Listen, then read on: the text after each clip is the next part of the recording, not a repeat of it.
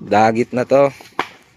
Release agad natin. Hindi ko na nalagyan ng love letter. Wala na ayaw bilang ano eh. Nire-replyin. Pag nalagyan ko ng love letter eh. Wala ko na Terence pa ako nga Terence. Yan. Ito na. Pakal natin ito ha. Gusto natin ha. Ayun ha.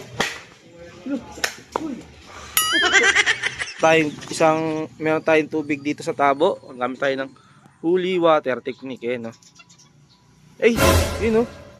Bumaba nga, mukhang effective yung holy water technique. Ayun siya. Naiyak pa. So, ang singsing nga MFC na pang south. Tapos naka MacArthur din siya. Ayun, Tommy Hornillos ang nakalagay mga Cadaver Gods eh no. Tommy Hornillos.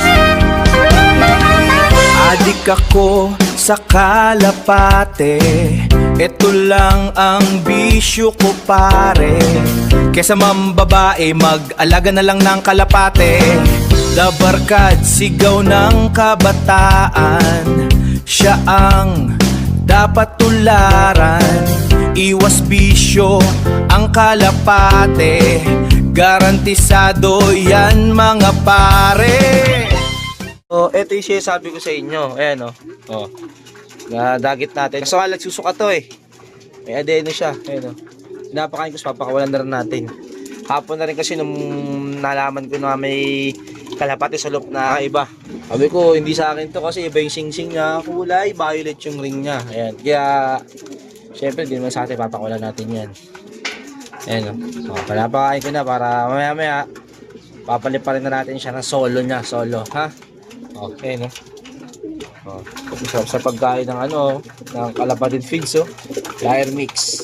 Siyempre, ang patokan natin, kalapatid flyer mix lang. Huwag ganun bumalik dito, ha? Huwag ba dagdagan si Nerpa? Yan, ganun din ang gawin natin kay Nerpa. Kung nasa baybayan nyo yung kay Nerpa, ang dumi ng flooring natin, no? Si Nerpa, ayun, si Nerpa, Kung nasa baybayan nyo, ha? Pinakawalan din natin yan nung kinabukasan. Kasi nahuli ng pinsan ko kasi nga akala ko kalapati ko kasi nasa Pampanga tayo, nag-visit tayo kala Sir Edwin Muli, pati kay GDRL, yan, kay Sir Marvin Gradiola. So may nasa labas pa daw na ibon. Ito nga yun. So akala ko kasi may nakawala akong breeder. So pinadakot ko sa pinsan ko doon sa may Avery, doon sa may, and doon siya nakapatong dito. Yan, siya dakma. Kaya ayun ang kwento niyan. Kasabayan nila Whitebird, tapos yung anak ni Madonna na pinitawan natin sa Dao, Pampanga nung araw na Sabado na yun, mula na malakas. So inala ko na tangay yung anak ni Madonna yun pero pinakawal natin naman. Tapos training pa natin sa club, natid na natin ng Cabanatuan, Nueva Ecija, 82 km. Bumalik pa rin dito, mantakin mo, di ba? Tapos tuloy-tuloy na natin. Naka 3 club training o 4 na club training na siya. Kasi ngayon puro cancel kasi nga maulan. Pero ngayon maganda na yung panahon, tuloy-tuloy na siguro to. Ayan ha. Ito yung mga kalapati natin, taglugo, no? Pati yung mga nakita nyo mga pang south chan. Mga, mga naka-double yung ring. Pang south chan, mga Cadaver Gods. Yung pang abuyog, tapos MacArthur. Pang abuyog natin, 4, tapos pang MacArthur, 3. So, ayan. Puro tayo kwento. So na ha, mapakawalan ka na ha. Sod ka na dito ha. Yan, ito na sa may-ari, ito na yung ibon mo ha. May pa to, may puyo. Ayun, busog na busog, kita mo yung butchi ha. Kita mo naman. Sapsap sa kalapatid. Ito nga yung nakita ko nun. Yan, panoorin nyo itong video to. May bumaba di ko alam kung ating kalapati to eh. Kung YB ba natin. May bumaba na. Dito na rin yung isang naglulugo na yun di ba napanood nyo na? Kasama yung sa vlog natin kahapon. Kung napanood nyo ha, ito yung ibon na yun. Yung dumapo dun sa bahay. Ito pala yun, napansin ko kasi paggabi na, hapon na yun madilim na kailangan pakawalan na siya. Ayan, ito siya papalugon din tong ibon to. Tapos may puyo siya dito. Ang ring niya is, wow, English, PHA. Yan. So, PHA na violet. So, release natin to sa labas ha. Ayan release natin sa labas. Tayo sa may bandang gawi doon para ilay natin tong kalapating to. Doon yung loob natin sa may mangga. Ito yung kalapate Nakapakawala natin dito banda ha, sa malayo doon. Pakawala natin yan. Ayun si Terence laki na, binata na. Pakawala natin ito ngayon ha. Dagit. Yan siya nag-happy Terence, binata na yan ha. May girlfriend na yan. Pakawala natin ito. Yan ito na yung Dagit na to. Release agad natin. Hindi ko na nalagyan ng love letter. Wala namang tayo binaanuan eh. Nire-replyin. Pag nalagyan ko ng love letter eh. Wala ko na Terence pa ako nga Terence. Yan. Ito na. Pakal natin ito ha. Gusto natin ha. Yun ha. Uy, bilis. Bilis ka na. Ayan, mansagan. Sige siya, oh. Yun siya, Terence. Kita ba? Ayan ha, sa mga, ayan yung dagit natin, pinakawalan natin. Ayun, pumunta dun. Ayan, dyan na siya ngayon. Wala. Sobrang kabusugan na hindi makalipad. Yun. Kaya na siya, lumipad na. Yun. Walis. So, all good step, pinakawalan natin yung dagit. Dati Terence. Ayun di na babalik sa atin yun syempre. Sa ibang gawin na siya pumunta. Basta pinakawalan natin, nakita nyo naman. Yung kalapating dagit natin. Si Nerpa kasi iba yung kaso ng kay Nerpa. Si Nerpa yan, inatid ko pa sa Kabanatuan eh.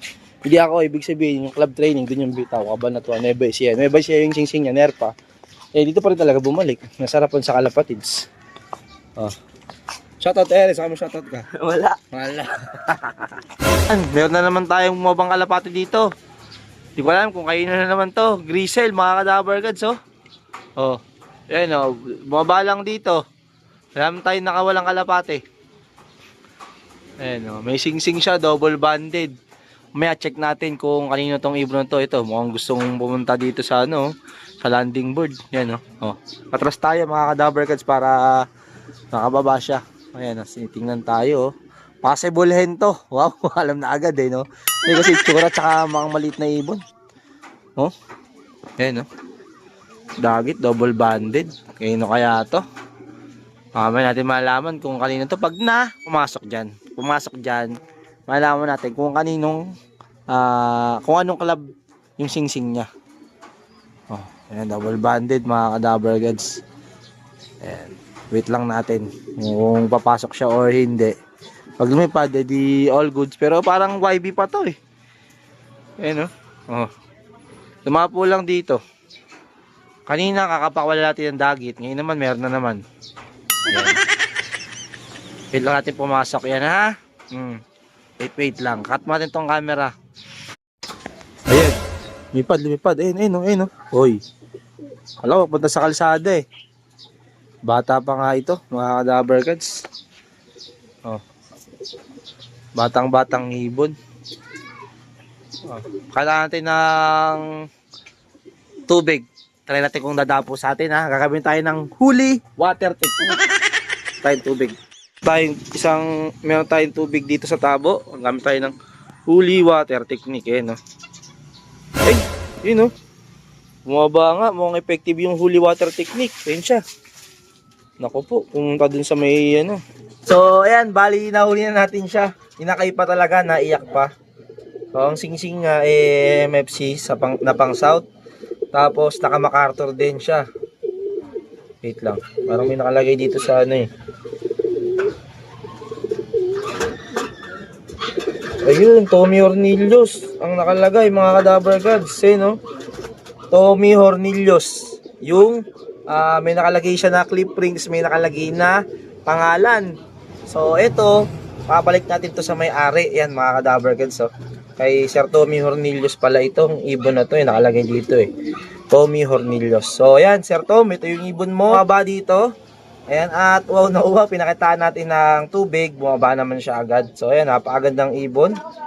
Ayan Pero parang may sipon siya mga kadabargads. May sipon nga ata Yan, pipigay natin ng ilong. Niya. Ayan, may lumalabas na basa. Ayan, parang may sipon nga itong ibon. Ito, may lumabas sa ilong niya Ayan, may lumabas sa ilong niya. Ito. So, ito, makabalik sa may-ari ito pagka ganito. Agay nung kay Sir Ted Slop, yung nahuli natin na naka-NHPC, meron kasing may contact number tapos may name niya rin. Kaya, makabalik natin to sa may-ari. So, ayan mga kadabargads, kontakin ko lang si Sir Tom Hornillos, yung may-ari nitong ibon na to, para mabalik natin sa kanya. Ayan. So, papakita ko sa inyo yung nakalagay na pangalan para makita nyo rin. Ito, mga kadaver kasi, no, Tommy Hornillos. Yan. Yan, Tommy Hornillos, naka MacArthur. Tapos, naka 2K ng MFC pang South. Yan, ito yung ibon. So, ayan, happy natin Sir Tommy.